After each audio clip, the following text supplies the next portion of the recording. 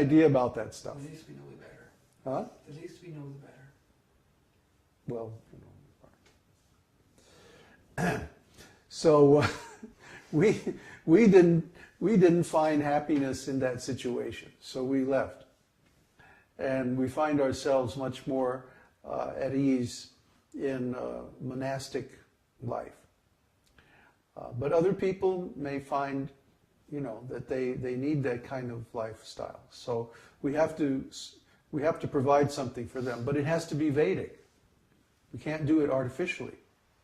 Yeah? We can't just merge everybody together in one big group. ISKCON tried that and it failed. The Grihastha ashram has its own different standards. The Brahmachari ashram has a different, separate standard. We have to preserve that. In practical terms, that means one couple would have to move in first and then invite others, or several at the same time? Or? I don't know what it means in practice. We'll have to see how it all works out, In practical terms, I suppose it means that one couple would move down here. We would get some land. First of all, we have to get land. Okay. Then they would build or rent house or land near us and start basically a grihastha community. It's a little bit separate from the monastic community. And there are certain things that we would work together on, cooperate on, such as farming and maybe a big temple or something like that. And there are other things that we would work separately on. Family business and stuff like that needs to be separated from the monastic community so that it doesn't disturb the monastics. This is something that most of us are inexperienced at because we never had a monastic community in materialistic society. See? So in India, it's pretty normal that the celibates live a little bit out of the village, like in the forest, like that, and then they maybe come into the village to beg food, or or the other way around. The village people come out to give them food, or something like that.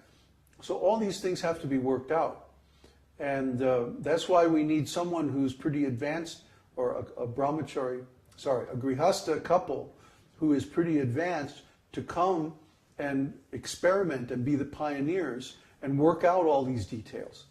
We don't want to arbitrarily impose all of this because it depends on the individuals who are here.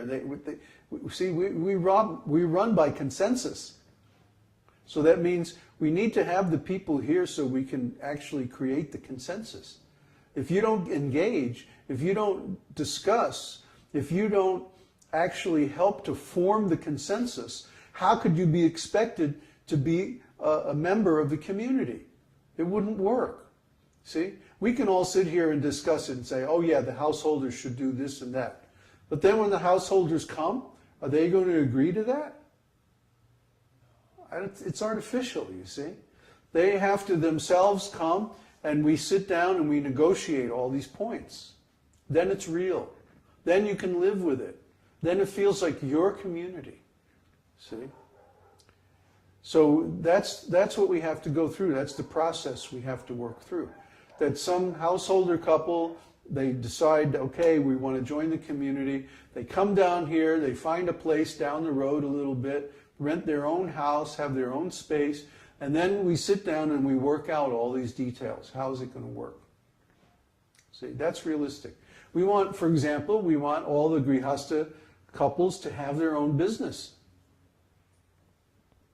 They should each have their own business, either their own land that they farm or some other kind of business, either internet-based or local community-based business. Like the area where we're planning to go is being developed as a tourist area. There's opportunity to develop tourism businesses. There's opportunity to develop farming businesses. All kinds of stuff. You could be a guide and take people on safaris up into the nature reserve. I mean, there's going to be all kinds of cool business opportunities, which are perfect for householders. So yeah, that's another consideration when we choose a site. Is there enough sufficient business opportunity for the people who are going to be coming down?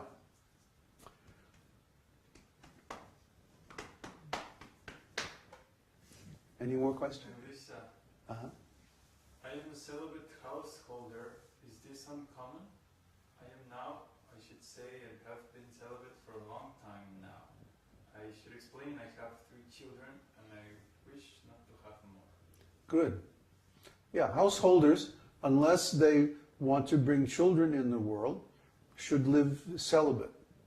That's why in Vedic society, everybody goes through brahmachari life in the beginning. Everyone goes to the house of the spiritual master. The men go to the house of the spiritual master. And the ladies go to some homeschooling. See? And then they're trained up separately. Not this nonsense where the male and female children are put together for education. This is very bad. It ruins them. Because it doesn't distinguish the male and female qualities. See? So we have this situation now where men are developing female qualities and the women are developing male qualities. And this is very bad for the health of society. And also, it leads to a problem in relationships called role starvation, where in the nuclear family, you don't have all the roles that you have in a normal extended family or community. So the couple, the male and female in the couple, start projecting roles on each other that should actually be filled by other people. And of course, friends don't really give them the resources they need to fill all these roles, because friends are basically out for self-interest. They're not family members. Their commitment is very shallow. Friends come and go, but family is for life, or spiritual community is for life. So you have this situation in a nuclear family where the male and female are too closely associated with each other, and they're expecting too many different role functions from each other. And as a result, they start to lose track of what a man is, what a woman is. See? The male and female roles start to get mixed up. And that's what's happening today. And so it's a very dangerous situation that we have to correct in our society. There's a lot of things we have to work out when people come here, and especially when families start coming here. You see? So, there's definitely a place for celibate householders. In fact, we're going to require the men and the women householders to sleep separately. Unless they're creating a child, then we're going to have a ceremony for that. You see? Because this whole nonsense of romantic relationships and the nuclear family is very, very destructive. And guess who is pushing this idea? The corporates. They want to destroy the basis of the family so that there's no association except through corporations. Just like school. Why do corporate interests are the ones who created the government school system? Forced education. Why? To create workers for their corporate enterprises.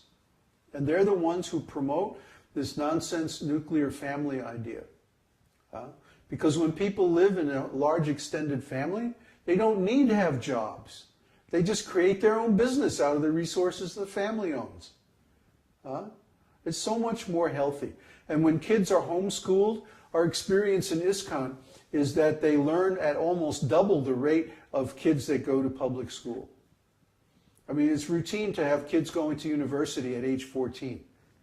Routine. When they're homeschooled. So try to understand. This whole nuclear family business is a part of the corporate ripoff. It's unnatural. It's very destructive. Economically, socially, spiritually, in every way. It's completely destructive. So we're going to create an alternative to that. But those of you who are in family life, You have to join the dialogue. That's why I created a new discussion, the Grihasta, what is it called? Yeah, the Grihasta Forum. It's for discussing all these issues. You have to create the consensus. We can't do that for you. If we did, it would be artificial. You have to be a party to the agreements. You understand what I'm saying? Yeah, there's one question. Anybody? Oh, well, I need to take about a 2-minute break.